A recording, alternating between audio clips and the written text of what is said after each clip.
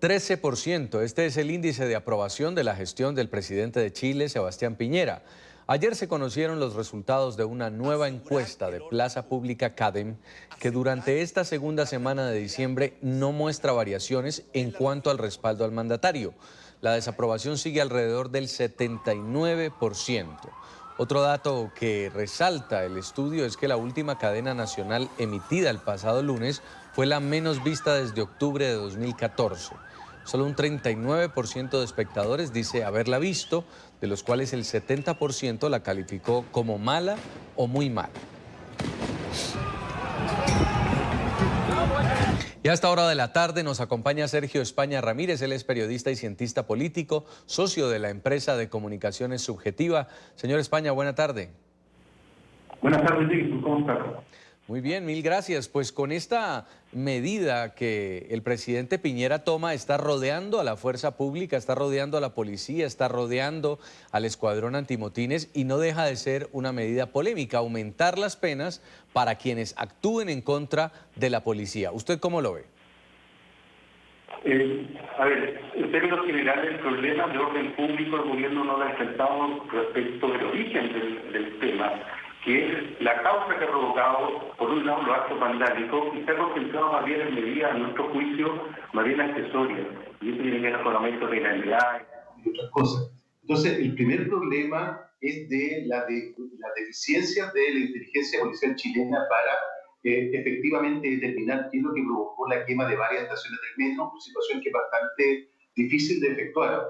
Yo diría que ahí tenemos un primer problema de inteligencia policial y sobre eso se han ido agregando una serie de medidas que no van al origen del problema, que tiene que ver con la protesta social, que es un elemento distinto. Hay dos situaciones que son diferentes. Una es la acción vandálica y la otra es la protesta social que congrega a más de 1 millón de personas, 2 millones de personas en alguna ocasión. Ahora, a lo largo de todo el país. En un momento como este, anunciar una medida de este tipo, por supuesto, está rodeando a la autoridad, a la institución, a la legalidad, pero no deja de ser polémico cuando la gente acusa al gobierno de represión y hay un informe ya de la ONU diciendo que se cometieron graves violaciones a los derechos humanos por parte de los agentes del Estado. Sí, el problema es que no es solo uno. Nosotros tenemos el informe del Alto Comisionado de Naciones Unidas, del presidente Bachelet, tenemos el informe de Human Rights Watch, tenemos el informe de Amnistía Internacional y todos son bastante coincidentes respecto del actuar de la policía.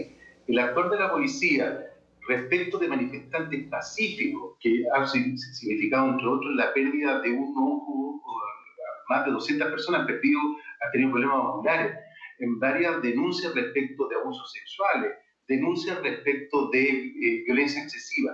Todo eso ha generado un clima hoy día complicado respecto de la mantención del orden público. Y en ese sentido, insisto, las medidas que está tomando el gobierno no apuntan fundamentalmente a lograr un cierto grado de normalidad.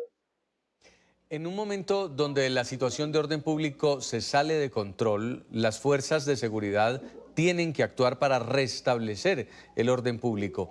El presidente Piñera está pidiendo también un cambio de legislación para garantizar la protección al actuar, al accionar de esos policías. ¿Usted cree que estaría en cierta forma siendo peligroso este tipo de medidas en cuanto a que pueden estar respaldando violaciones a los derechos humanos? Indudablemente, o sea, primero, como usted lo señala, el respaldo que se le está otorgando a la policía en ese sentido debiera orientarse más bien a un proceso de reforma profundo de la policía chilena. Insisto, todo lo otro son medidas que son más bien accesorias. El problema de origen de este tiene que ver en el actual y hay que corregir ese actual. Se anunció la semana pasada una comisión que estaría estudiando cambios respecto de la institución de Carabineros, que es la policía uniformada en Chile. Esa medida me parece que van en el sentido de lo que se requiere en este minuto, más que aumento de pena respecto de los manifestantes u otros similares. Ahora sale esta encuesta de CADEM que dice que solo el 13% de popularidad tiene el presidente Piñera y el gerente de asuntos públicos de esta encuestadora dice el gobierno no ha logrado recuperar el control de la agenda, volver a instalar sus temas, la gente no está prestando atención a lo que el presidente está diciendo y eso está siendo complejo para el gobierno en adelante. ¿Cómo ve usted este cierre de año del gobierno de Sebastián Piñera y su gobernabilidad? Es muy complejo porque Chile tiene un sistema altamente presidencialista que se reforzó en la Constitución del año 1980 durante la dictadura del general Pinochet. Entonces, tener un presidente que guarda para sí todas las facultades legislativas y de veto, pero que además carece hoy día de un respaldo ciudadano. Este es el presidente de menor respaldo ciudadano. En su minuto, la expresidenta Bachelet llegó a tener un 16-17% en medio de los escándalos que hubo respecto de sus situaciones con su hijo, un tema que tuvo mucha polémica en Chile. Pero en el caso del presidente Piñera, está siempre bordeando hoy día en la última encuesta con un margen de error en torno al 10%, al 12%, y eso es muy complicado porque, como usted señala, el gobierno ha perdido el control de la agenda, no logra tener una agenda que le permita salir de esta situación. Y la dificultad mayor tiene que ver que la protesta ciudadana tiene un origen bien nítido, que tiene que ver con el sistema de pensiones y el sistema de salud. Han salido varias encuestas en Chile que ratifican esto y este fin de semana se hizo una consulta, 225 de 350 municipios, hizo una consulta donde participaron más de 2 millones de personas. El universo electoral en la última elección fueron 7, pero esta es una consulta realizada por municipios online y que ratifican esto mismo. Y eso el gobierno no ha entregado una respuesta que sea satisfactoria, insisto, respecto de cambios radicales o sustantivos en el sistema de previsión social, que hoy día es privado en Chile, y el sistema de salud. Entonces, mientras el gobierno no asuma que tiene que ir a la raíz del problema, es muy difícil que el gobierno logre recuperar el control de la gente y que el presidente logre tener un grado de adhesión mayor. ¿Y cuánto puede aguantar más un gobierno trabajando de esta forma, señor España? Se lo pregunto porque incluso ya empieza la incertidumbre ante un posible juicio político al presidente Sebastián Piñera. Sí, el juicio político fue descartado, se votó la semana pasada, se votó la procedencia de esa acusación constitucional, por lo tanto es un tema que el gobierno no enfrenta en este minuto. Pero indudablemente la situación es compleja. Mi expectativa personal es que fundamentalmente la salida de esto tiene que ver con el rol que puedan jugar los partidos políticos que apoyan de centro derecha, que apoyan al gobierno.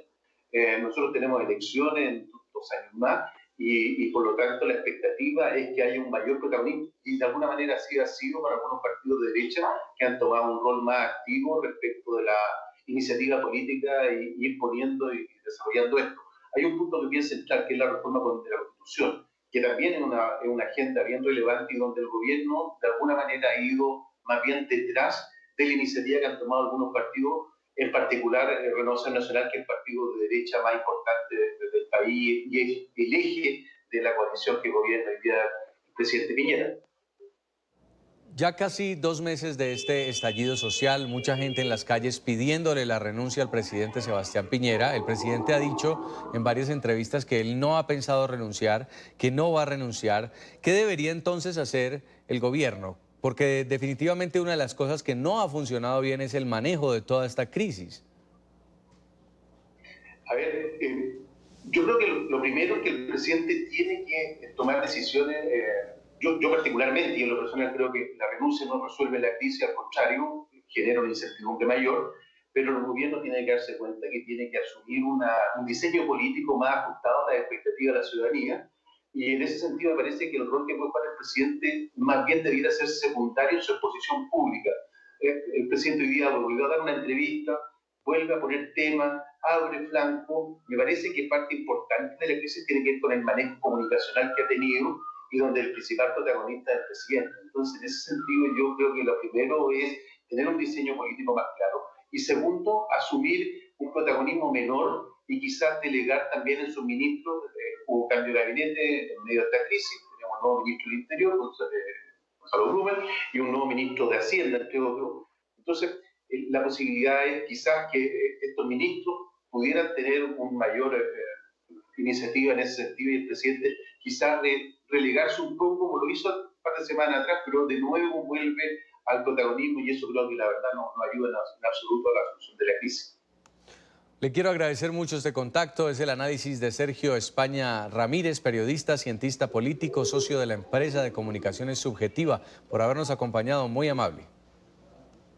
Gracias, Jason. Tengan ustedes buenas tardes allá. Buena tarde. Cuando son las 4:13 de la tarde en Bogotá, Quito y Lima, revisamos otros temas de la agenda informativa del día. Es noticia el desacuerdo entre México y Estados Unidos por el acuerdo comercial TEMEC.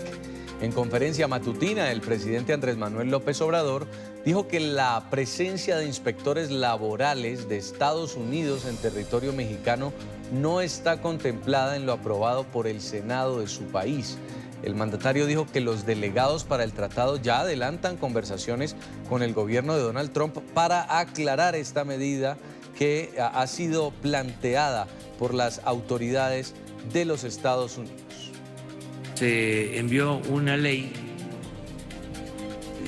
en Estados Unidos al Congreso para la supervisión de este tratado, que habla de que cada 6 meses pueden venir inspectores o que van a haber 5 inspectores, lo cual no se acordó en el tratado.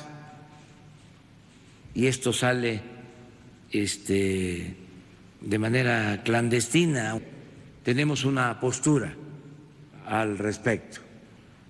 No tiene que ver con afectación al tratado, que, repito, es un avance y ya se está tratando este asunto con el mismo método que hemos utilizado en nuestras relaciones con Estados Unidos, el método del diálogo, de la cooperación. Es noticia la búsqueda de la policía argentina de una banda de delincuentes que participó en el asalto y posterior homicidio de un turista británico en Buenos Aires. Hasta el momento, 4 personas han sido capturadas y están tras la pista del resto de los criminales. Los videos de las cámaras de seguridad permitieron la identificación de los hombres armados. Confirmó la detención de 4 personas sospechosas de participar en el asesinato del turista inglés Matthew Gibbard en Puerto Madero. En el hecho, el hijastro del empresario resultó herido. Se logró detener a cuatro personas que formaban parte de esta banda. Es una banda realmente grande. Se logró detener a aquel que proveía la logística, que eran los vehículos, en este caso, para realizar este tipo de hechos. No es el primer hecho que realizaron aquí en la ciudad de Buenos Aires. Los aprehendidos son de nacionalidad argentina y el resto de sospechosos que son buscados por las autoridades serían extranjeros. Las autoridades también indicaron que se realizaron 18 allanamientos en la zona sur y oeste del área cercana al muelle. Los investigadores determinaron que los motorizados siguieron a los turistas que llegaron hasta el aeropuerto de Ezeiza, que sirve a la capital, hasta la entrada del Hotel Faena.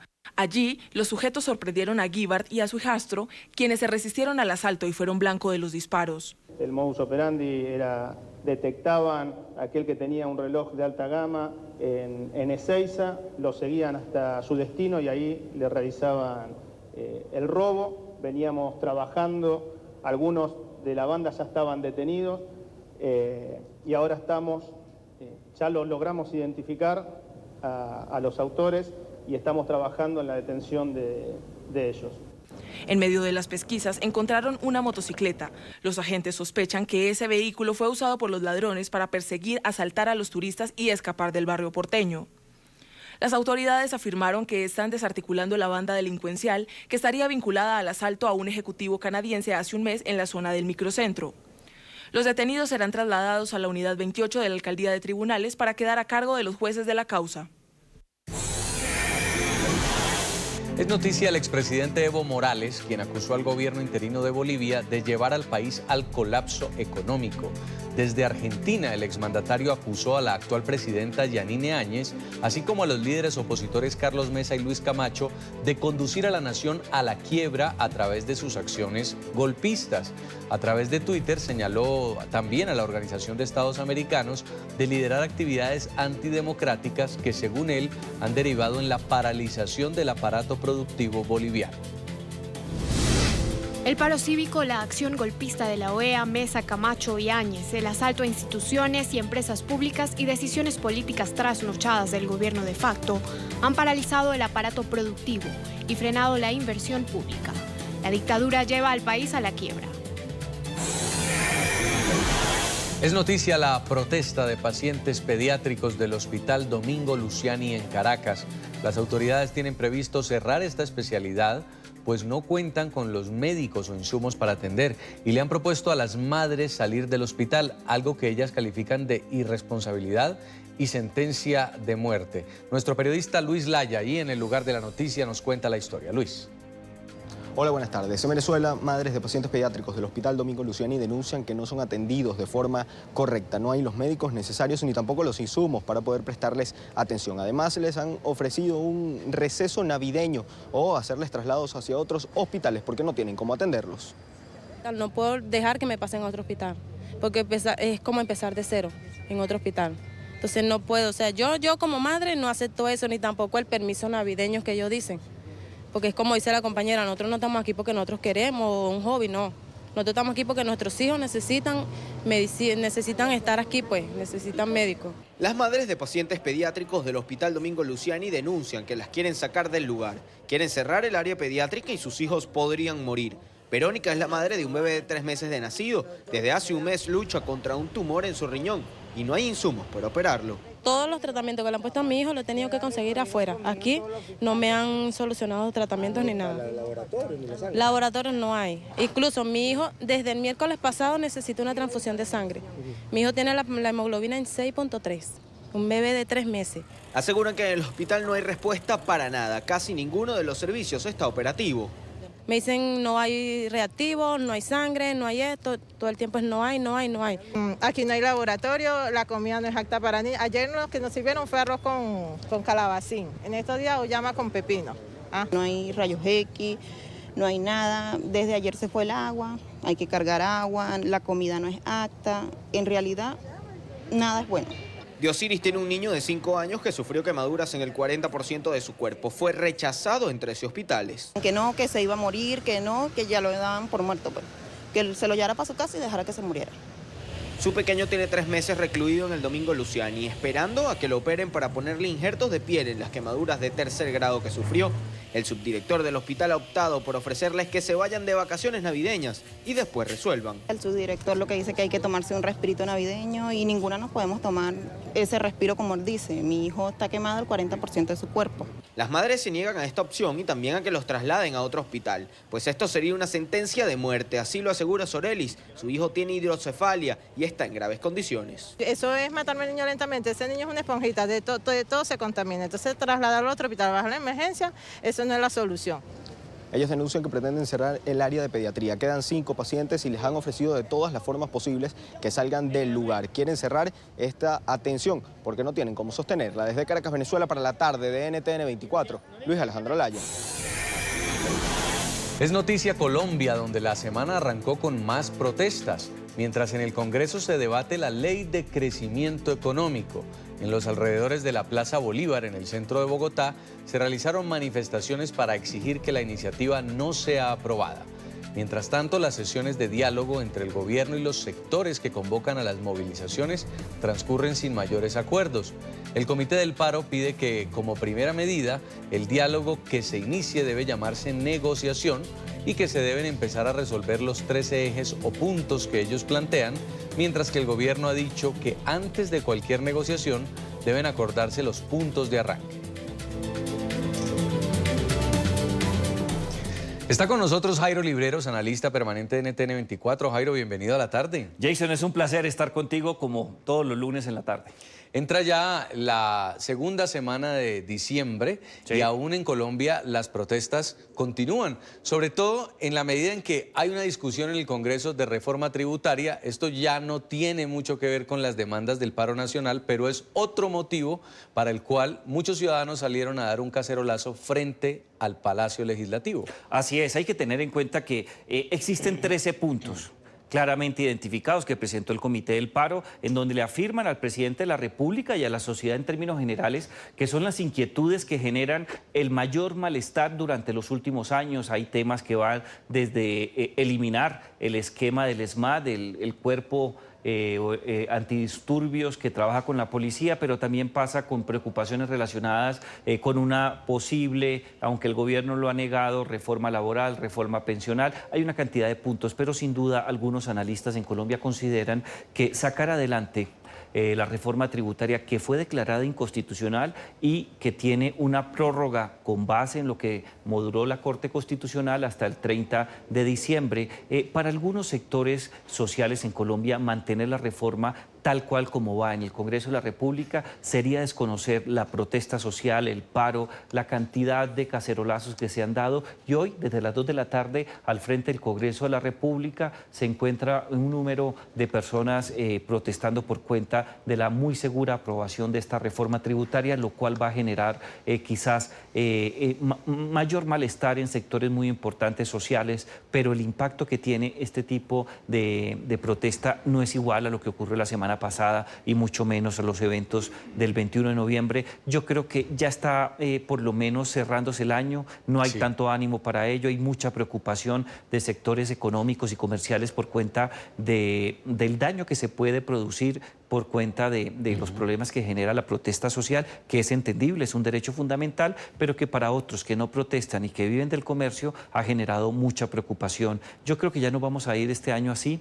y muy seguramente la segunda, Jason, o tercera semana de enero vuelve con mucha fuerza y si aprueban la reforma tributaria con mayor ahínco este tipo de protestas. Ahí está el punto clave, y es que muchos de los manifestantes están en desacuerdo con la reforma tributaria porque dice que va a quitarle impuestos a los empresarios, pero va a ampliar la base gravable de las personas que declaran renta, lo cual significaría que más personas naturales van a empezar a tener que pagar impuestos. Pero el gobierno dice, no, aquí hay un paquete social donde se le va a entregar el IVA, se le va a devolver a las familias más pobres, los pensionados ya no van a tener que hacer aportes tan grandes a la salud como lo hacían antes, y esa plata que se le va a dejar de cobrar en impuestos a los empresarios es para impulsarlos para que generen más empleo. Entonces, ¿a quién creerle?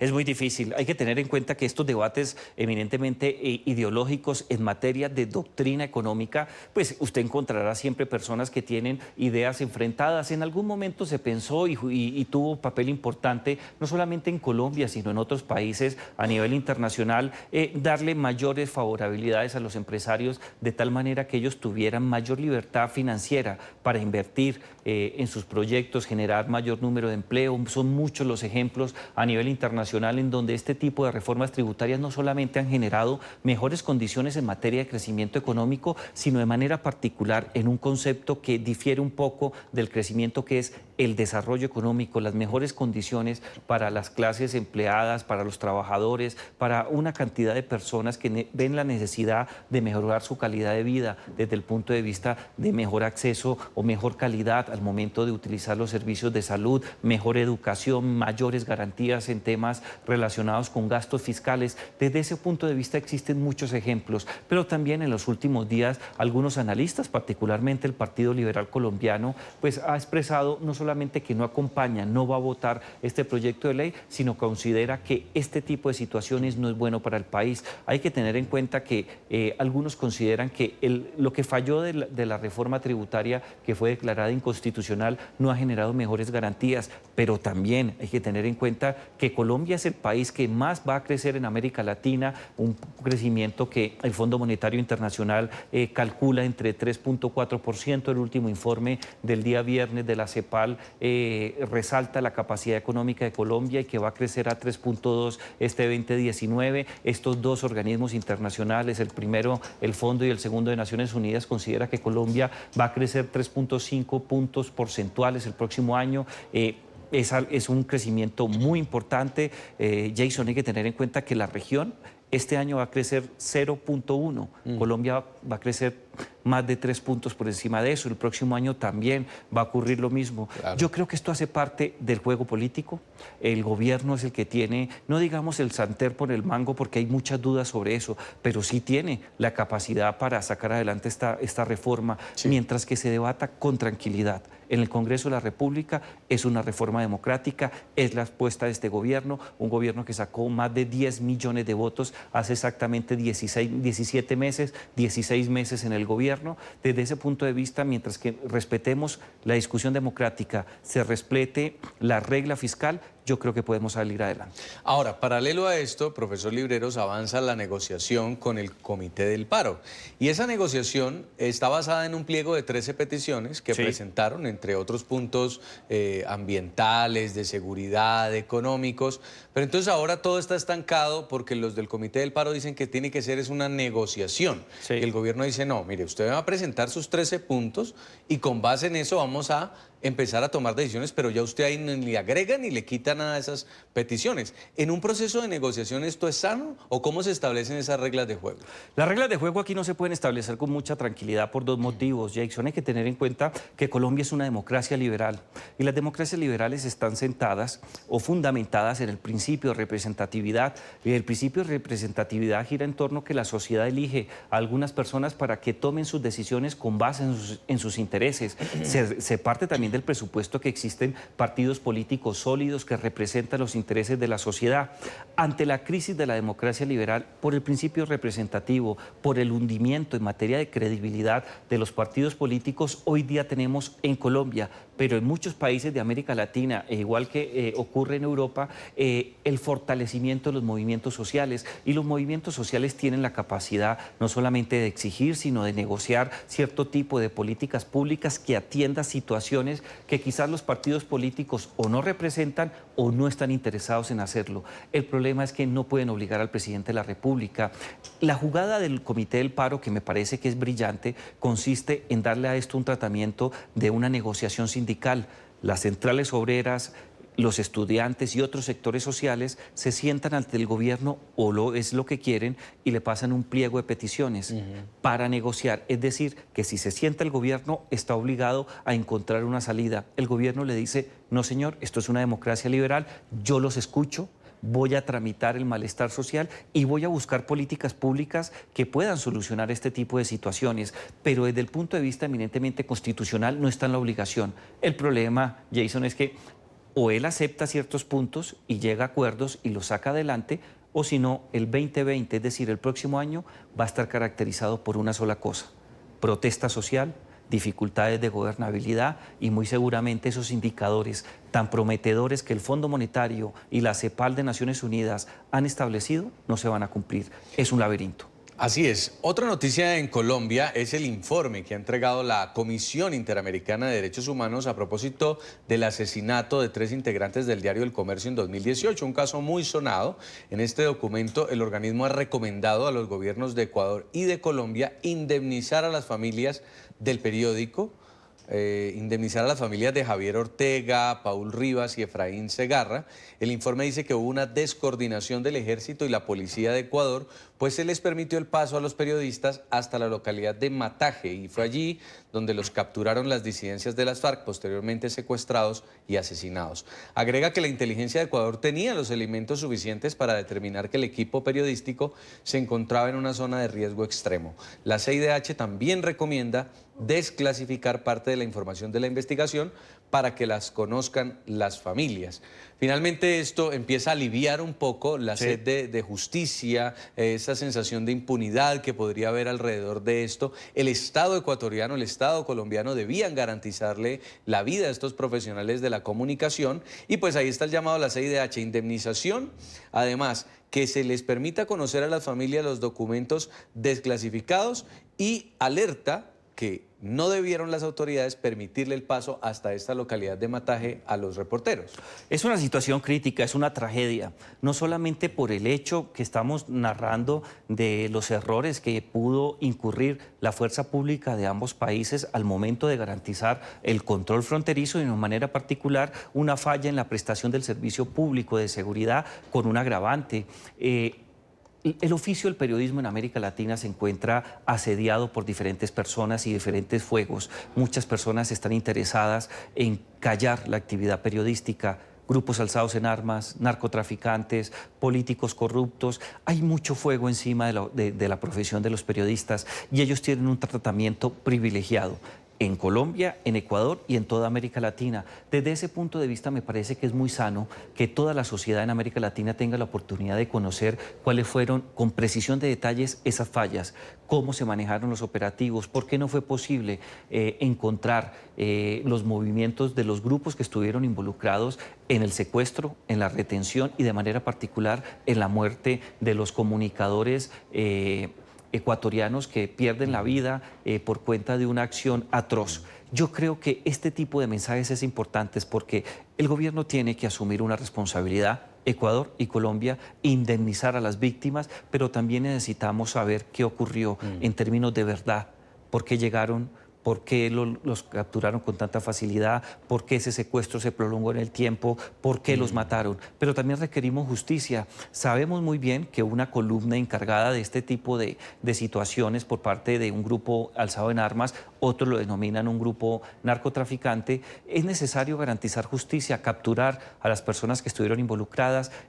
La cabeza de ese grupo ya perdió la vida en un operativo militar, pero también quedan garantías de no repetición. Es necesario que nosotros como sociedad protejamos a nuestros periodistas, les demos las mayores garantías y en caso de fallar el servicio público de seguridad, indemnizar como corresponde. Pues quiero agradecerle mucho, es el profesor Jairo Libreros, quien nos acompaña hoy en la tarde de NTN 24, nuestro analista permanente. Muy amable, profesor. Muchas gracias. Legisladores en la Cámara de Representantes de Estados Unidos se alistan para otra intensa jornada y la votación de los artículos del proceso de destitución contra el presidente Donald Trump en el Pleno. Unos 30 demócratas aún no saben si votarían para destituir a Trump. Emiliana Molina, periodista de NTN 24 en Washington, tiene el reporte. Emiliana. Hola, ¿qué tal? Muy buenas tardes. Pues el Comité Judicial publicó a medianoche 600 y pico de páginas del informe que llevará el mandatario estadounidense Donald Trump a un juicio político y a su posible destitución. Este informe está basado en 4 pilares. Los principales explican por qué Trump obstruyó la justicia o obstruyó las investigaciones en el Congreso al pedirle a funcionarios de su administración que desobedecieran citaciones para testificar públicamente. También explica a fondo y detalladamente cómo este abusó del poder del Ejecutivo y también explica cómo serán los pasos a seguir en este juicio político. Por otro lado, algunos legisladores demócratas aún están indecisos en cuanto a su votación una vez esto llegue al Pleno el miércoles. A 3 meses del anuncio de una investigación formal contra Trump, la Cámara de Representantes de mayoría demócrata se prepara para votar esta semana los artículos de juicio político. ¿De qué acusan a Trump? La Cámara Baja recibirá 2 artículos después de su aprobación el viernes pasado en el Comité Judicial. El primero, abuso de poder. El republicano es señalado de utilizar su influencia como presidente al presionar a Ucrania para investigar a sus rivales políticos en casa a cambio de mantener la ayuda de seguridad de Estados Unidos. El segundo, obstrucción al Congreso. Trump, quien considera que todo el proceso es un juego político, es acusado por los demócratas de obstruir la investigación sobre la que consideran es su mala conducta al bloquear testigos y desobedecer citaciones. ¿Y si la Cámara los aprueba? Según la Constitución estadounidense, corresponde a la Cámara de Representantes acusar al presidente para el juicio político y al Senado condenarlo o absolverlo. El llamado impeachment sería presidido por el presidente de la Corte Suprema, John Roberts, nominado por el republicano George W. Bush cuando fue presidente. El líder de la minoría demócrata en la Cámara Alta, Chuck Schumer, escribió este domingo una carta al líder de la mayoría republicana, Mitch McConnell. Le dijo que el Senado debería citar a 4 testigos clave de la administración Trump, incluido el jefe de gabinete interino de la Casa Blanca, así como el ex asesor de Seguridad Nacional, John Bolton, funcionarios que se habían abstenido de declarar. La Casa Blanca planea su estrategia y está considerando si llamará o no a testigos, lo que puede alargar el juicio. De hecho, este fin de semana Trump dijo que no le importaría un proceso largo para, según escribió, ver al denunciante anónimo al que llamó un fraude. Son al menos 31 legisladores demócratas los que aún están indecisos en cuanto a su votación el miércoles y su gran mayoría pues están en distritos que el mandatario estadounidense Donald Trump ganó en las elecciones presidenciales del 2016. Entre estos, Cheri Bustos por Illinois, otros 2 legisladores por Nueva York y uno por Nueva Jersey, que de hecho está considerando cambiarse de partido al Partido Republicano. Por su parte, el líder de la minoría demócrata en el Senado, Chuck Schumer, envió una una carta a senadores en las últimas horas y al líder de la mayoría en el Senado, Mitch McConnell, pidiéndoles que avanzaran en el proceso de una manera justa y también pidiéndoles que consideraran los testimonios una vez esto avance al Senado, a un juicio político de asesores o ex asesores de la administración, como por ejemplo el ex asesor de Seguridad Nacional John Bolton y también Mick Mulvaney, el jefe interino del gabinete de Donald Trump. No sabemos qué tipo de evidencia ellos van a presentar. Quizás presenten pruebas exculpatorias que ayuden al presidente Trump. Quizás lo incriminen, pero deberían ser escuchados. El presidente y los republicanos han resistido en presentar o dejar que toda la evidencia salga a la luz. El presidente no ha ofrecido una prueba exculpatoria que refute lo que está en los cargos de impeachment de la Cámara. Sin embargo, o por el contrario, ha orquestado cubrir esto. Algunos expertos demócratas aseguran que aún no se sabe exactamente cómo votarán todos los legisladores en la Cámara de Representantes, pero están confiados en que se aprobará la destitución de Donald Trump. Bueno, nosotros no sabemos cómo van a votar, pero en general lo que hemos visto es un apoyo abrumador en medio de los demócratas a favor del impeachment. Hemos visto quizás el apoyo más alto antes de que Nixon renunciara, porque la gente sabe que lo que hizo el presidente estuvo mal, no hay manera de explicarlo ni de justificarlo, lo único es pretender que no ocurrió. Cabe resaltar que la más reciente encuesta de Fox News, la cadena aliada de Trump, asegura que un 54% de los estadounidenses quieren destituir al Ejecutivo, mientras que un 41% de americanos no están de acuerdo con este proceso ni el juicio político. Esta es toda la información que tenemos desde Washington. Emiliana Molina para NTN 24. Gracias, Emiliana. Mañana se cumplen 5 años de un anuncio histórico que sorprendió al mundo. En 2014, el entonces presidente de Estados Unidos, Barack Obama, anunció lo que llamó el deshielo de las relaciones con Cuba. Con la llegada de Donald Trump al poder, el proceso de acercamiento prometido se estancó. Sin embargo, hoy las relaciones diplomáticas siguen vigentes, las embajadas abiertas y hay una cooperación limitada en temas como narcotráfico o medio ambiente. La violación a los derechos humanos y las relaciones de La Habana con el régimen de Venezuela siguen siendo puntos de tranca en la relación. En esta parte del programa nos acompaña Arturo López Levy. Él es profesor de Ciencia Política y Relaciones Internacionales en la Universidad Holy Names en California. Profesor, buena tarde. Buenas tardes, Jason. Es un gusto estar con ustedes y con la audiencia. ¿Podríamos decir que la decisión del deshielo con Cuba es historia? Bueno, historia es y ha dejado una huella profunda en la relación entre los dos países y en la relación entre Estados Unidos y América Latina.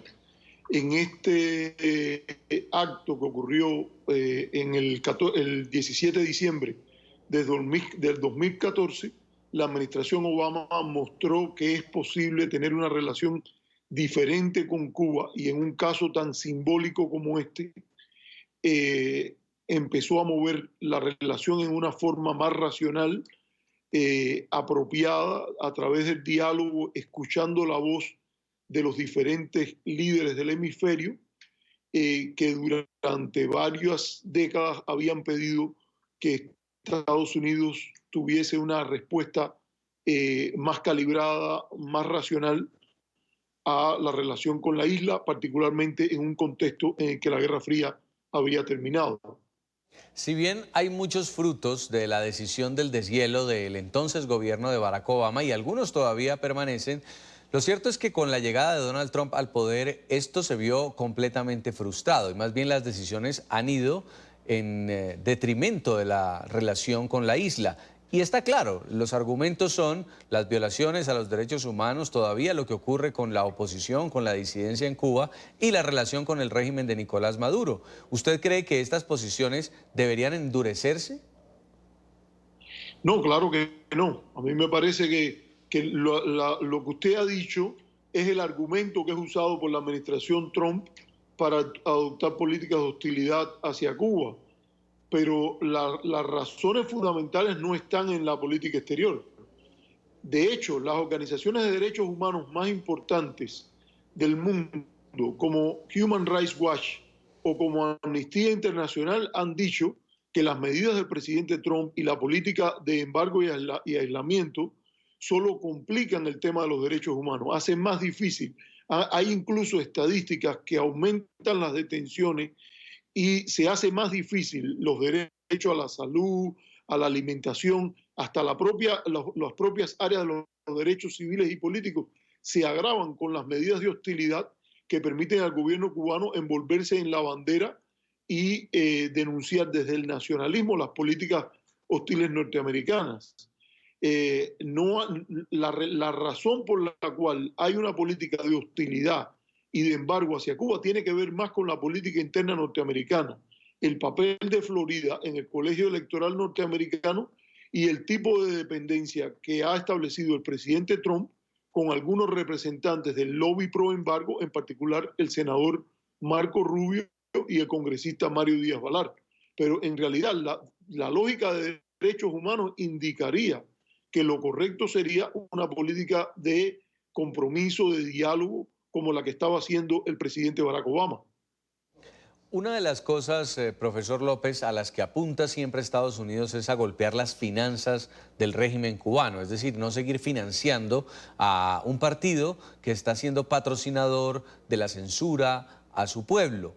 Cuando se trata del embargo, muchos son los que alegan de que el que sufre realmente es el pueblo cubano. Y quiero preguntarle qué tanto de cierto hay en esto y cómo entonces se lograría sancionar las cosas que el gobierno de Estados Unidos considera son destructivas para el pueblo cubano. Bueno, lo que hay que mirar es la experiencia internacional de políticas de este tipo. Sanciones unilaterales para provocar cambio de gobierno, lo que han contribuido a aislar es a las poblaciones, no a los gobiernos. Lo contrario de un muro no es otro muro, sino un puente. En este caso, si uno ve la experiencia del muro de Berlín y la política norteamericana hacia China, la política norteamericana y de Occidente ante la Unión Soviética y los países del este de Europa, fue una política de establecer conexiones más allá de las políticas de aislamiento que los regímenes comunistas adoptaban. En el caso de la política de Estados Unidos hacia Cuba, eso ha sido lo contrario.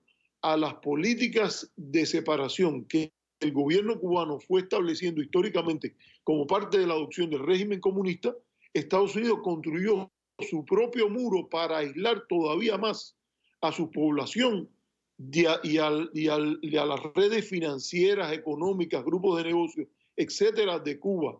Es el único país en el mundo al cual Estados Unidos lo ha sometido por 50 años, por casi 60 años, a una prohibición a los estadounidenses de viajar a la isla. En el caso del financiamiento del gobierno cubano, bueno, esto lo que hace es que Cuba sea empujada más a una relación más cercana a Rusia y a China. ¿Es ese el objetivo de la política? Porque ese es el resultado que se está buscando. ¿Prefiere Estados Unidos como país, está en el interés nacional norteamericano, que Cuba desarrolle sus nuevas tecnologías de Internet, por ejemplo, en alianza con China y Rusia y no con Google o con empresas norteamericanas? ¿Prefiere que en el turismo cubano invierta Rusia o China a que invierta una empresa española, una empresa colombiana, una empresa mexicana? Porque aquello de que Estados Unidos va a prohibir transacciones con Cuba y que Cuba se va a sentar sobre sus manos o no va a ir a buscar socios en otra parte, es solo una idea que se puede ocurrir al que mira esto con la arrogancia típica que ha dominado en el lobby pro embargo en Miami. Pero esa no es la realidad de los últimos 60 años. Cada vez que no ha habido una empresa norteamericana y ha habido un buen negocio a hacer, y el gobierno cubano ha tenido el tino y la racionalidad, que no siempre lo tiene, de buscar un partner para ese negocio, siempre ha aparecido un europeo o un chino, un ruso, un canadiense con la disposición a hacerlo. Estados Unidos se ha dado su propio tiro en el pie al excluirse del desarrollo de ese mercado. Recientemente a una entrevista estaba diciendo el director general para Estados Unidos de la Cancillería cubana que Cuba está listo para una ruptura de relaciones diplomáticas con Estados Unidos, aunque no la desea. En una eventual elección donde el reelecto sea Donald Trump, ¿usted cree que ya se avecina la ruptura de relaciones? Bueno, mire, el presidente Trump es un presidente peculiar y él ha dado muestra de hacer cambios de rumbo de su política, como en el caso de Corea del Norte, que son sorprendentes.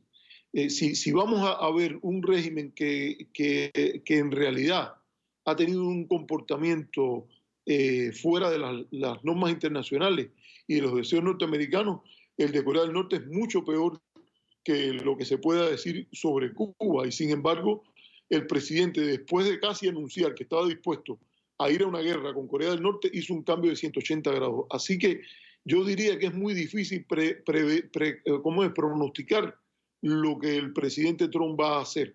Pero si digamos que lo que usted sugiere como escenario ocurre y el presidente Trump deciden continuar esta política de hostilidad, yo creo que no le conviene ni a Cuba ni a nadie que haya una ruptura de esas relaciones diplomáticas. ¿Estaría Cuba dispuesta o sería conveniente y útil para Cuba? Claro que no. ¿Va a sobrevivir el gobierno cubano a una ruptura de relaciones diplomáticas con Estados Unidos? Yo creo que sí. Ha probado que ha pasado por momentos mucho más difíciles y con alianzas reconstruidas como la que tiene hoy con Rusia, como la que está desarrollando con China, yo creo que el gobierno cubano puede sobrevivir en los escenarios de acoso y aislamiento diplomático como los que se han planteado, y no creo que sea un interés del presidente Trump, que en general tiene una postura hostil a mandar tropas norteamericanas a guerras de las cuales no se sabe el resultado, vaya a lanzarse en una aventura militar que sería muy costosa para Cuba, para Estados Unidos y para la región en general.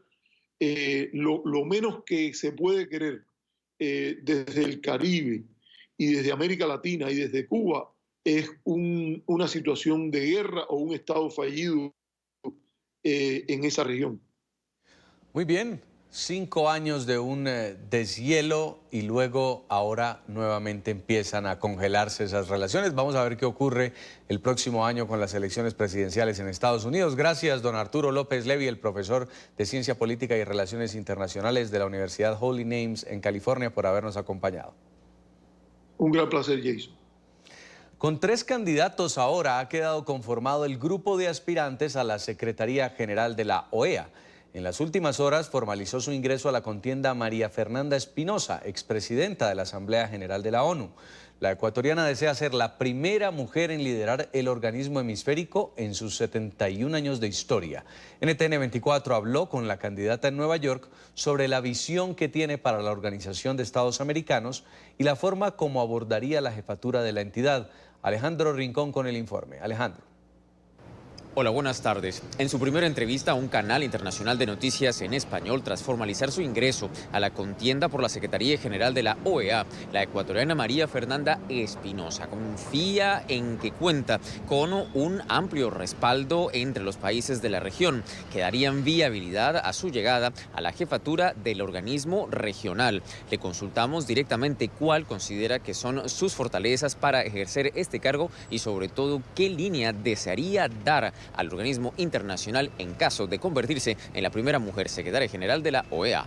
Modestia aparte, pero como una buena gerente, con una gran capacidad de ejecutar, pero también con gran capacidad de escuchar y de ir por el justo medio.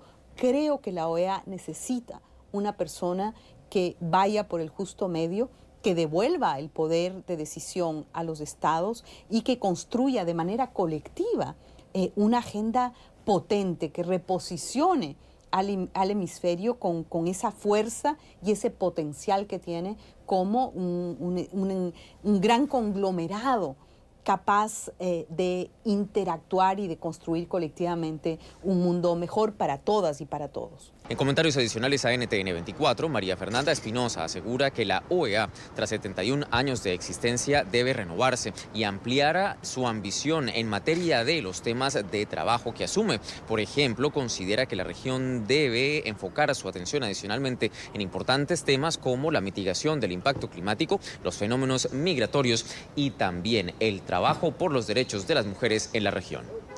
Es lo que tenemos para ustedes por ahora. Continúen con más en la tarde. Gracias, Alejandro. El presidente de El Salvador, Nayib Bukele, habló en NTN 24 desde Qatar, donde se llevó a cabo el Foro de Doha 2019, que reunió a varios jefes de Estado del mundo. El mandatario se refirió a la política de Estados Unidos hacia Centroamérica por la ola de migrantes que huyen de la región buscando llegar a la Unión Americana. Señaló que le ha tocado lidiar con la política migratoria de Trump, pero apostó por el diálogo para encontrar soluciones. El amigo 1, 2 y 3 es Estados Unidos, sí, pero esta administración tiene una política migratoria agresiva y muy restrictiva con la inmigración. Claro. ¿Usted se siente cómodo con esa política migratoria? Pues yo creo que la pregunta no es que si estoy cómodo. Es una política que establece el gobierno de Estados Unidos y nosotros tenemos que lidiar con ello. ¿Qué estamos haciendo? Te voy a dar un ejemplo. 200.000 salvadoreños estaban amenazados con deportación en menos de un mes. Logramos, con meses de pláticas, tuve una reunión bilateral con el presidente Trump, se lo pedí directamente y logramos resolver ese tema. En el tema de la política migratoria, igual. Nosotros vamos a conseguir lo mejor para que podamos parar a los salvadoreños teniendo las mejores relaciones posibles con Estados Unidos. Hay gente en El Salvador, un pequeño grupo, que buscan que nosotros nos peleemos con Estados Unidos, porque la migración y porque tal. Y nosotros no vamos a conseguir nada peleando con Estados Unidos, ni siquiera tenemos el tamaño para pelear con Estados Unidos. Nosotros vamos a conseguirlo, las cosas, y hemos conseguido muchísimas, teniendo la mejor relación de amistad y de alianza y de socios con Estados Unidos, y eso es lo que hemos buscado. Ahora, ¿el 100% de cosas que hace el presidente de Estados Unidos nos gusta? No, pero es que él es el presidente de Estados Unidos, y él va a ver lo mejor para Estados Unidos. Sobre la presión de la administración Trump para que los países centroamericanos se comprometan a frenar la crisis migratoria, Bukele aseguró que El Salvador trabaja para garantizar condiciones dignas para los migrantes y dijo que se necesita de la ayuda de Estados Unidos para controlar esta situación. Dijo que en la actualidad El Salvador no está preparado para alojar solicitantes de refugio en caso de que la administración Trump comience a mandar a algunos de los miles de solicitantes que se encuentran en la frontera con México, pero aseguró que su nación puede prepararse para hacerlo. Esta buena relación que usted ha construido ha hecho que El Salvador se convierta en tercer país seguro de facto. Bueno, el día de hoy no tenemos todavía ni un tan solo asilado en El Salvador y hemos dicho a Estados Unidos de que nosotros estamos dispuestos a colaborar. Nosotros somos un país que va a colaborar con Estados Unidos siempre y cuando tengamos las condiciones para colaborar. Entonces, para aceptar refugiados, tenemos que tener las instalaciones para recibirlos, tenemos que tener la capacidad instalada para recibirlos. Al día de hoy no la tenemos. ¿Pero refugiados o personas migrantes que buscan asilo? Sí, es un refugio, ¿no? Nosotros estamos dispuestos a hacerlo, teniendo la capacidad instalada y teniendo las posibilidades para hacerlo. ¿Qué quiere decir tener la capacidad? Dijo usted recientemente en CBS que el país todavía no estaba preparado para procesar y atender esas solicitudes de asilo. Exacto, no estamos preparados para hacerlo, pero podemos prepararnos para hacerlo. ¿Qué necesita? Instalaciones, garantías. Nosotros no vamos a tener un campamento de tiendas de campaña, es decir, nosotros vamos a tener algo, si vamos a tener algo que sea humano, digno, que respete las leyes internacionales y los derechos humanos. Pero estamos dispuestos a colaborar, siempre y cuando tengamos la capacidad instalada, y es lo que le hemos dicho a Estados Unidos, y está en el documento que firmamos con ellos, que ellos deben de ayudarnos a tener las capacidades instaladas para que nosotros podamos también colaborar, pero de una manera que respete los derechos humanos de las personas, que todos valemos lo mismo. Esta entrevista usted la podrá ver completa esta noche a las 8 de la noche, hora de Bogotá, Quito y Lima, y hora de la costa este de los Estados Unidos, en el programa Cuestión de Poder de NTN 24. El panorama es oscuro para las universidades autónomas de Venezuela. El 2019 ya había tocado fondo en cuanto a las dificultades de las casas de estudios superiores. Sin embargo, según el Observatorio de Universidades, un proyecto del Laboratorio de Desarrollo Humano, lo sucedido apenas fue el comienzo de una catástrofe progresiva que en 2020 podría estar a sus anchas si el tema presupuestario no mejora. Esta situación afecta tanto a las universidades públicas como a las privadas.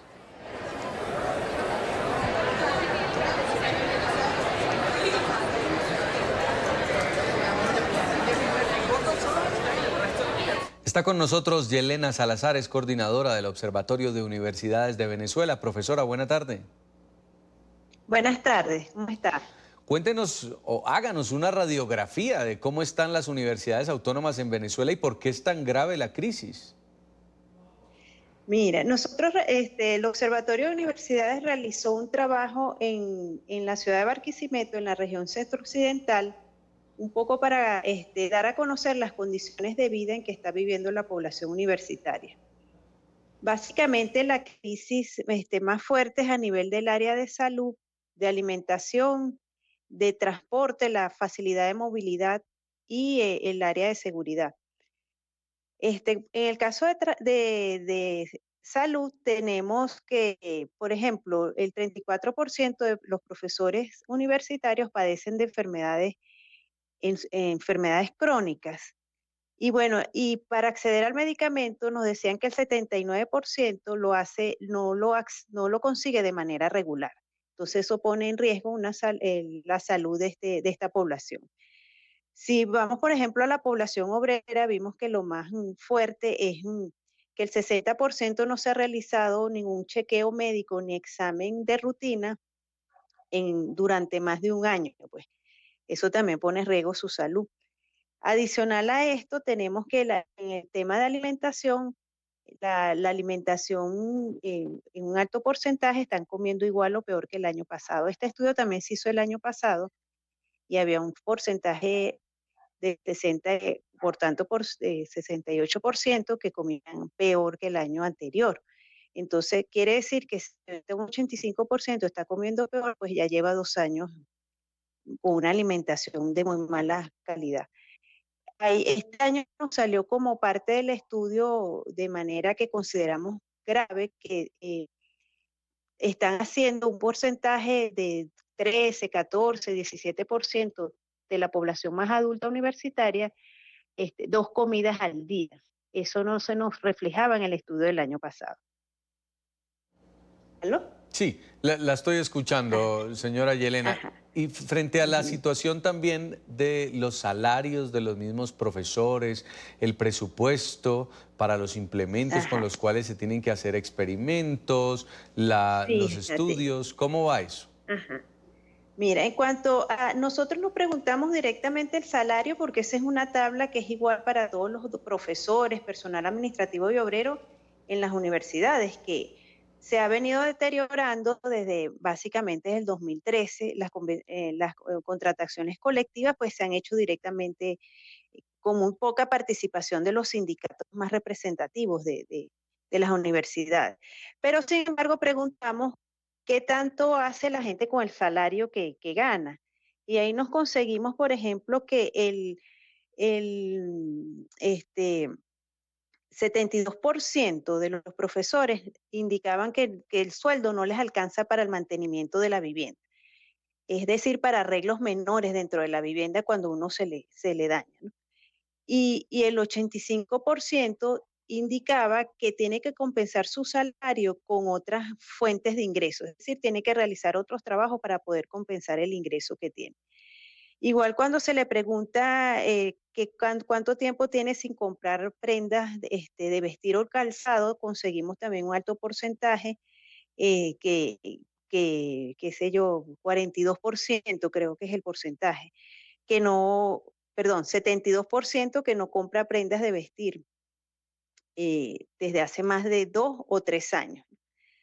En cuanto al presupuesto, directamente como el estudio de condiciones de vida no se pregunta del presupuesto de las universidades. Sin embargo, el presupuesto de las universidades en Venezuela desde hace bien más o menos 3 años es muy irregular, según nos dicen las autoridades. Se hace mensualmente, se solicita básicamente lo que se le da es el pago de salarios, sueldos y salarios de los empleados, y se da muy poco presupuesto para otros arreglos de infraestructura, adquisición de equipos, comedor y transporte de los estudiantes. Entonces, eso se ha venido deteriorando progresivamente.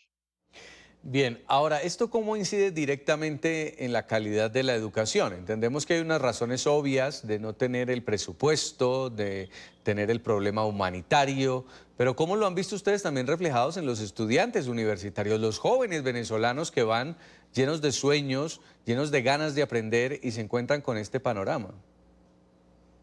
Sí, claro, eso dificulta, por ejemplo, la realización de prácticas de laboratorio. Cuando uno revisa también esta información, la calidad es mejorado mucho, pues en las prácticas de laboratorio hay carreras que lo ameritan más que otras, ¿verdad?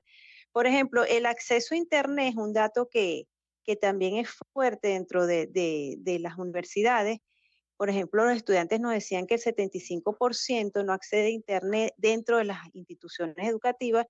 Igual, un porcentaje alto en sus casas se les hace difícil. Eso para la gestión de información y la entrega de trabajo, pues es una limitante.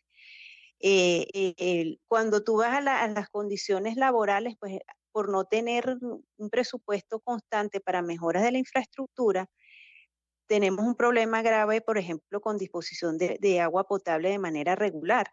En el caso, la mayoría nos dice entre 70 y 80% que no disponen de agua potable mientras están realizando su trabajo, sus estudios. Entonces, claro, eso deteriora la calidad de la formación, la calidad por mucho que el esfuerzo que hacemos los docentes y los estudiantes se ve afectada. Sin embargo, bueno, uno ve cuando se le pregunta sobre por qué sigues en la universidad al trabajador, al docente universitario y a los obreros y personal administrativo, nos indican que básicamente es por vocación y muchos porque consideran que hay que mantener la Universidad Venezolana abierta y que, bueno, si nos toca hacer el esfuerzo a nosotros, lo estamos haciendo por seguir ofreciendo este servicio que Casi como los médicos, que lo están haciendo de forma altruista, sin los recursos necesarios. Ahora, la sin comunidad... los recursos necesarios. Sí, continúe, profesora. Sin los recursos necesarios y sin ninguna política clara de mejora hacia las universidades. Estamos con los sueldos más bajos, no hay voluntad de mejorar los sueldos. Se ha deteriorado, también el problema de seguridad es grave porque, bueno, por falta de presupuesto y ausencia de vigilancia, pues en épocas de vacaciones hay muchos robos de equipos y maquinarias que se usan dentro de la universidad para la misma educación y por supuesto eso no se repone. Desde hace 3 años o más, más de 3 años en este caso, no se reponen equipos que son necesarios para las universidades para hacer nuestro trabajo. Ahora, los jóvenes universitarios son de los movimientos más fuertes en Venezuela, el movimiento estudiantil a la hora de salir a las calles, a la hora de protestar. En diferentes manifestaciones los hemos visto muy organizados, levantando su voz de protesta. Pero hoy en día ya muchos están yendo a estudiar también como pueden, otros han migrado a otros países tratando de buscar mejores alternativas. ¿Se ha dado un golpe también al corazón del movimiento estudiantil? Sí. Cuando tú ves quién se queda en la universidad, bueno, muchos han migrado, como dices tú, ese estudio no lo hacemos porque lo hacemos en condiciones de los que están. Pero sí sabemos que hay un porcentaje alto que se va porque económicamente no puede continuar estudiando. No necesariamente eso implica que se va del país, sino que ya no se puede trasladar a la universidad. O sea, las personas que tienen menos recursos son las que están siendo más afectadas. Los estudiantes que tienen menos recursos son los que están siendo más afectados con esta situación, porque son los que menos pueden tener acceso a tecnología para el uso de computadoras, para comprar equipo o teléfono, para poderse trasladar con regularidad por el costo del pasaje y el mal funcionamiento del transporte. Entonces, tiendes a dejar por fuera pues, al estudiante que tiene menos recursos.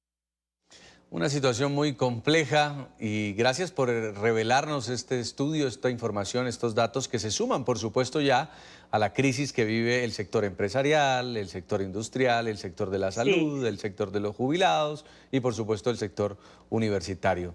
Muchas gracias, Yelena Salazar, coordinadora del Observatorio de Universidades de Venezuela, por haber estado con nosotros. Muchas gracias a ustedes por la oportunidad y por difundir nuestro trabajo. De verdad, muy agradecida. Muy amable.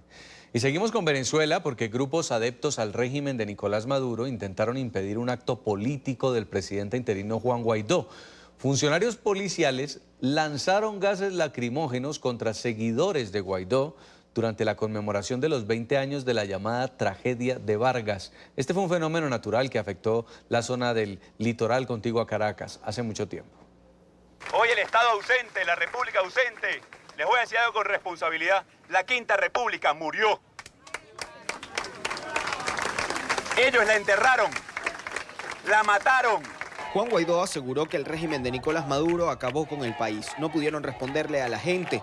Así lo indicó durante una sesión de la Comisión Delegada del Parlamento en el Estado Vargas, en conmemoración de los 20 años de la tragedia que azotó a la región. Solamente pensaron en ganar una elección en ese momento. Y miren que nos lo preguntamos aquí. ¿Por qué no atender la emergencia? ¿Por qué no posponer esa elección? Cuando veíamos el desastre natural, ya era un vaticinio, no les importaba la vida del ser humano, la dignidad. Para Guaidó, la actuación de Hugo Chávez ante la tragedia de Vargas fue la demostración de que no les importaba a la gente, sino el poder. Incluso la actividad de este domingo fue saboteada por adeptos al régimen de Nicolás Maduro, quienes impidieron que se instalaran la tarima y las sillas que se utilizaría. Incluso funcionarios de la policía del Estado Vargas lanzaron gas lacrimógeno y perdigones a quienes asistieron al lugar. No hay quórum. Una vez más, la oposición no hace quórum. No lo hacen en la Asamblea Nacional, menos lo van a hacer aquí. Diputados demócratas repudiaron esta acción, señalaron es una nueva intimidación del régimen. Aquí estamos nosotros los diputados, estamos dando la cara porque podemos hacerlo. Nosotros podemos darle la cara a esa gente que nos está viendo, al pueblo venezolano, porque podemos hacerlo. Hay una persecución, hay un trabajo bien orquestado en evitar que el 5 de enero se dé. Juan Guaidó también respondió a Jorge Rodríguez, quien este sábado acusó a los diputados Janet Fermín y Fernando Orozco de estar implicados en un supuesto nuevo plan desestabilizador. A su parecer, se trata de una nueva olla para restar votos de cara al 5 de enero, cuando sería reelecto como presidente de la Asamblea y encargado de la República. Hoy estamos en dictadura en Venezuela, hay que decirlo con todas sus letras. Forma parte de un plan de años de violar inmunidades parlamentarias, de perseguir, de torturar, de meter preso a Juan Requesén, de asesinar al capitán de corbeta Costa Arevalo, de asesinar a Óscar Pérez, de asesinar a Neomar Lander, de tratar de utilizar el FAES para sofocar las protestas en el país. Vivimos hoy en Venezuela una dictadura. Y otro zarpazo dio la justicia madurista contra la Asamblea Nacional. Hoy el Tribunal Supremo de Justicia de Venezuela ordenó allanar la inmunidad parlamentaria a varios diputados. Los delitos que se les pretende imputar son de terrorismo por haber participado en la llamada Operación Libertad del pasado 30 de abril. Este es un informe de Oliver Fernández desde Caracas. Oliver. La Sala Plena del Tribunal Supremo Madurista remite copia certificada de las actuaciones a la Asamblea Nacional Constituyente para que dicho organismo comience el proceso de allanamiento de inmunidad parlamentaria que deberá pasar por un antejuicio de mérito. Los parlamentarios insisten en que se trata de un atropello para acabar con el único poder legítimo.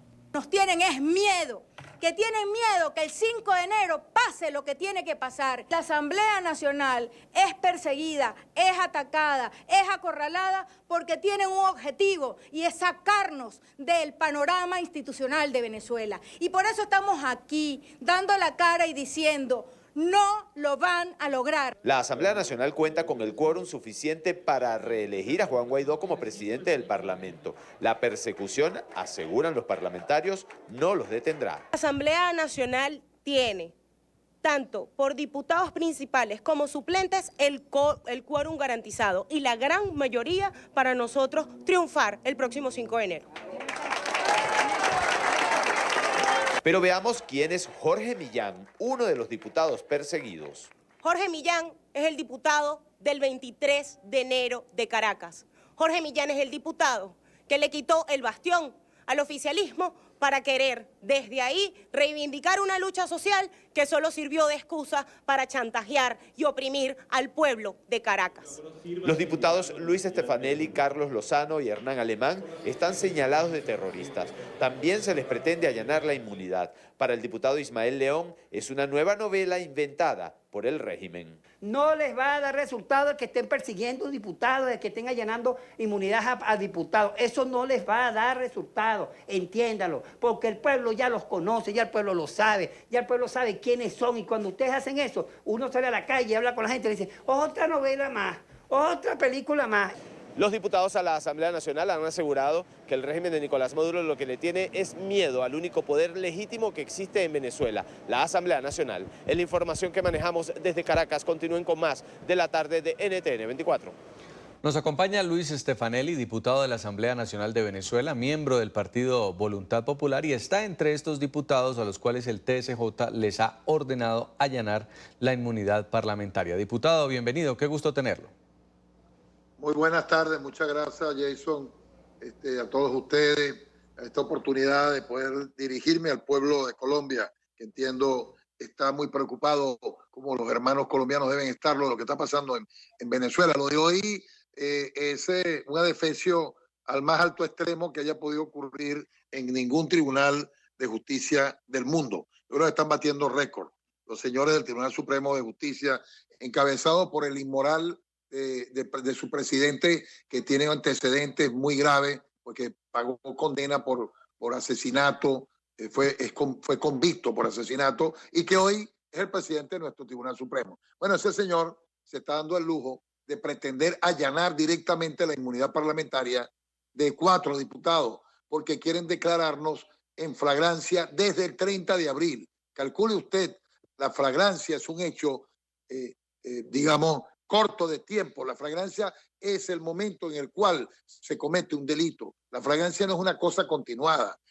No hay flagrancia sobre un hecho que ocurrió el 30 de abril para aplicártela en diciembre. Pero como ellos no quieren ser los que nos enjuicien, porque ese es el Tribunal Supremo y ese señor cobarde Michael Moreno, quien tiene que tener la masa testicular suficiente para enjuiciarnos a nosotros. Pero como no es capaz de tenerla, entonces remite, aplicando una supuesta flagrancia, a cualquier tribunal competente que se le ocurra al disparatado que tienen ahí en la Fiscalía General de la República. Por cierto, Tarek William Saab, cuyo segundo apellido coincide con uno que está ahorita incurso en gravísimos hechos, por cierto, empresario colombiano. No sabemos cuál es el vínculo que puedan tener el fiscal general con este señor que está señalado por actos gravísimos de corrupción con la caja CLAP y con la construcción de unos gimnasios verticales en Venezuela. Diputado. Todo esto es una trama para tratar de evitar que Juan Guaidó sea juramentado presidente. ¿Por qué? Porque al allanar la inmunidad, entre comillas, la inmunidad, por cierto, solo se allana, la puede allanar el cuerpo que te declara diputado. A mí me dio mi condición de diputado la Asamblea Nacional. Y solamente el cuerpo puede calificar, el mismo cuerpo que me la dio, puede calificar mis actos, puede allanar mi inmunidad. Es la Asamblea Nacional, ningún otro organismo. Pero parece, dicen ellos, que lo pasaron por la Asamblea Nacional Constituyente. Nadie se dio cuenta por cuándo fue que lo pasaron. Alegan que lo pasaron. Otro adefesio más. Diputado. Pero en todo caso, por cobardes quieren enviar esto a un tribunal penal de esos que ellos montan para asesinar moralmente y judicialmente a sus opositores. Diputado, usted dice que ya la bueno, flagrancia hermano, se venció, pero aquí a usted le están imputando traición a la patria, conspiración, instigación a la insurrección, rebelión civil, concierto para delinquir, todo en los hechos relacionados con la Operación Libertad. ¿Cuál fue su participación en esos hechos y por qué el madurismo o el chavismo estaría vinculándolo a usted junto a otros 3 diputados particularmente? Pero bueno, calcula tú. Es decir, aquí no es importante cuál es mi participación ni las pruebas que ellos puedan aportar. Sencillamente aquí lo importante es que quieren descabezar a 4 diputados después que pasaron 9 meses de los hechos, aproximadamente 8 o 9 meses, y quieren declarar flagrancia continuada sobre un hecho que ocurrió hace 8 meses. La flagrancia, te repito, es que te agarren en el momento, tenían que haberme agarrado en el puente, tenían que haberme agarrado en el momento de los hechos. O sea, eso no importa. No importa o sea, aquí eso no tiene ninguna relevancia. Aquí lo que tiene relevancia es que quieren descabezar 4 diputados para aplicarle terrorismo a los suplentes, porque los suplentes no tienen inmunidad parlamentaria. Pueden ser objeto de cualquier medida, digamos, de aprehensión en cualquier momento que ellos se les antoje. Entonces es ir rebanando la Asamblea Nacional. Hasta ahora no tienen los votos y por eso, porque no han podido comprar los diputados, a mí me mandaron a decir que había $1 millón disponible. Y yo les dije, métanse su $1 millón por el lado oscuro de la fuerza. Y le dije a quien me lo dijo, no andes en eso porque te estás metiendo en un grave problema, que era un diputado que espero haya reflexionado. Hay 3 diputados en esta operación comprando votos, que son el diputado Brito, el diputado Parra y el diputado España, que además aparecen incursos en los delitos que se han señalado que ocurrieron en la Comisión de Contraloría y que están siendo investigados por la misma Asamblea Nacional. De manera pues que detrás de todo esto lo que hay es la intención de descabezar a la Asamblea Nacional porque tienen un terror, porque el año que viene va a haber elecciones presidenciales y va a haber elecciones parlamentarias. Es un año de electoral y los años electorales son años movidos políticamente y tienen un temor porque se preocupan de alguien a quien ellos consideran un inútil, que no les ha podido hacer nada, como el presidente Guaidó. Entonces, ¿por qué se preocupan tanto? ¿Por qué quieren invertir esa cantidad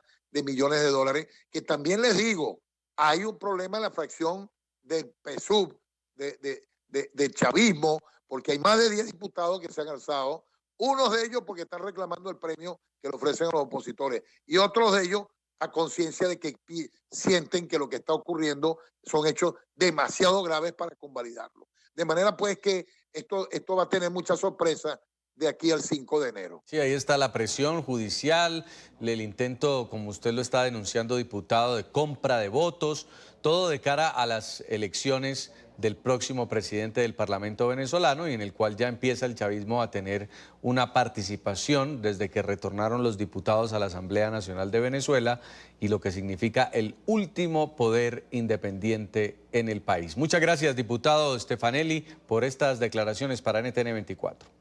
Muchísimas gracias a ustedes por toda la paciencia que han tenido para lograr esta transmisión, que no fue fácil. Muchas gracias y saludo a todo el personal de guardia, muy especialmente a Key Maestre, que se ocupó tanto de lograr esta entrevista. Muchas gracias.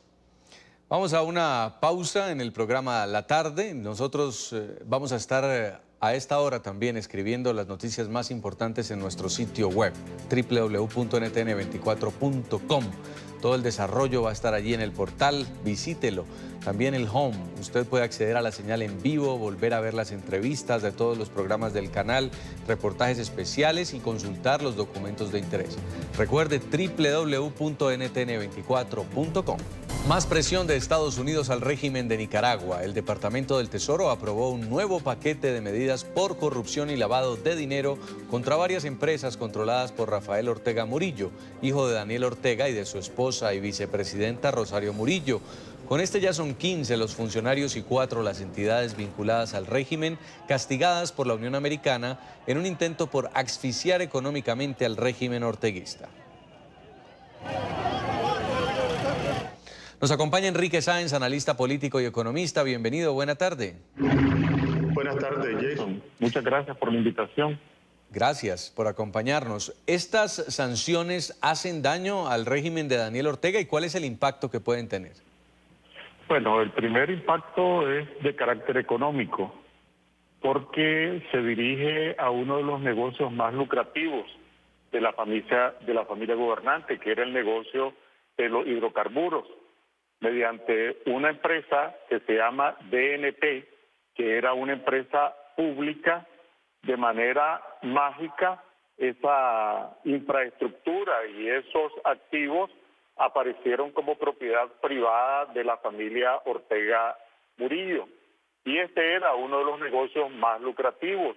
Controlaban el 45% de las ventas de diésel, más del 30% de las importaciones de hidrocarburos y más de la tercera parte de las ventas de gasolinas, de tal forma de que tratándose de un sector clave en la economía, estábamos frente a un negocio sumamente lucrativo. La sanción implica, en primer lugar, es casi como una lepra financiera. Implica que las cuentas bancarias de estas empresas se cancelan, implica que cualquier agente económico que realice alguna transacción con estas empresas lleva el peligro de contagio y caer en la órbita de las sanciones, de tal manera que es una especie de muerte civil para esas empresas. Desde ese punto de vista es un golpe económico significativo, pero además es un golpe político, porque esto sacude a la estructura de poder, seguramente atemoriza a los círculos que todavía siguen aliados económicos o políticos con Ortega y su familia, y en general reafirman que el régimen de Ortega está en el escrutinio, en el radar de la comunidad internacional. Hay que destacar y explicar también cómo está funcionando en este momento el control económico del país centroamericano por parte del régimen de Daniel Ortega, porque es que vemos que casi que los hijos manejan los negocios o las empresas familiares que terminan firmando millonarios contratos con el Estado. Sí, aquí estamos hablando de una confusión infame, porque es una infamia, la confusión entre los intereses de la familia gobernante y el Estado y el patrimonio público, que se expresa en los ámbitos claves de la economía. Este del combustible es uno, pero otro es el sector de la energía eléctrica, donde también controlan la generación, controlan la distribución, y desde este control económico y control político imponen, además del monopolio sobre precios, de tal manera que en Nicaragua los nicaragüenses, sean empresarios o consumidores, debemos pagar los precios más altos del combustible, las tarifas de electricidad más altas, porque no les basta con controlar estos sectores, sino que obtienen sobreganancias a partir del abuso del poder político. Hace unos meses también recibieron otro golpe porque el banco que habían creado para favorecer el trasiego de capitales ilícitos también cayó bajo la órbita de las sanciones, de tal manera que en su poder económico han venido sufriendo golpe tras golpe. Aquí parte de la infamia es que no tienen el más mínimo escrúpulo de intentar escudarse en el Estado para, por así decirlo, capear o intentar capear el impacto de las medidas. Por ejemplo, en este caso, un día se anunciaron las medidas, al día siguiente la Asamblea, que en realidad no son diputados, sino que son súbditos o sirvientes o servidores de Ortega, aprobaron una ley en virtud de la cual los inventarios de esta empresa sancionada pasaban a poder del Estado. Bueno. Es decir, para intentar salvar los activos de esta empresa, los activos financieros, pero además para establecer un escudo o intentar establecer un escudo frente al impacto de la sanción. Señor Sáenz, y una cosa que sí nos queda clara es que el gobierno de Donald Trump ha incrementado el número de sanciones contra el régimen de Daniel Ortega y empieza a aplicarlas ya a todo nivel. Quiero darle las gracias por su tiempo para esta entrevista. Él es analista político, economista, muy amable, señor Sáenz. A su disposición, un saludo. Vamos a hacer una pausa más en la tarde y ya volvemos con la historia de los dos cerditos que perdonaron en Miami. Desde hace más de 140 años, el presidente de Estados Unidos perdona la vida de un pavo en acción de gracias en Washington. Y desde hace poco la tradición se trasladó al sur de la Florida, pero de una forma muy diferente. En Miami, 2 cerdos se salvaron de terminar en el horno. Nuestra periodista en Miami, Paola Serna, nos cuenta la historia. Paola.